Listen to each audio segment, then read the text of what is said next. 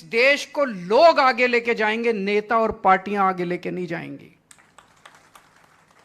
हमारे पास best engineer हैं, best doctor हैं, बेस्ट बिजनेसमैन हैं, बेस्ट किसान हैं, बेस्ट प्रोफेशनल्स हैं, बेस्ट वकील हैं, बेस्ट डॉक्टर हैं।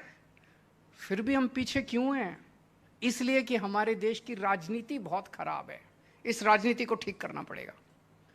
दिल्ली के अंदर हम लोगों ने 5 साल के अंदर, पहले मैं भी एक आम आदमी हूं, मैं कभी जिंदगी में नहीं सोचता था मैं राजनीति में आऊंगा।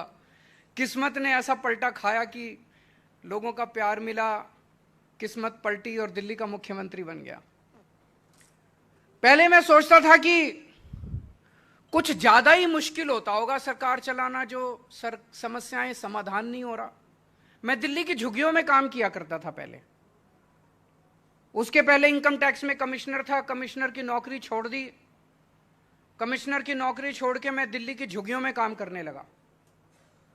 झुग्गियों में मैं देखता था गरीब लोग सरकारी स्कूल में बच्चे भेजते हैं, सरकारी स्कूलों का इतना बुरा हाल था। सरकारी अस्पताल में इलाज कराने जाते हैं, सरकारी अस्पतालों का इतना बुरा हाल था। मुझे लगता था यार 70 साल हो गए देश को आजाद हुए, ये सरकारें बेचारी कोशिश तो कर रही हैं, हो नहीं पा रहा होगा इनसे। जब दिल्ली में हमारी सरकार बनी, हमने 5 साल में सरकारी स्कूल ठीक कर दिया। अभी पूजा जी बोल रही थी,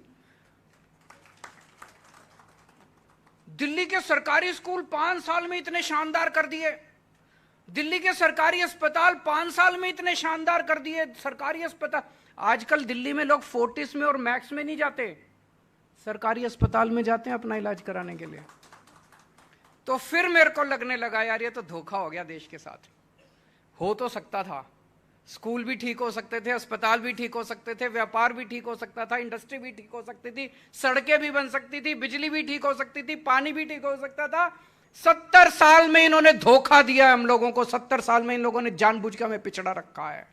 देश आगे बढ़ सकता है दोस्तों, ये गंदी राजनीति खत्म करनी पड़ेगी।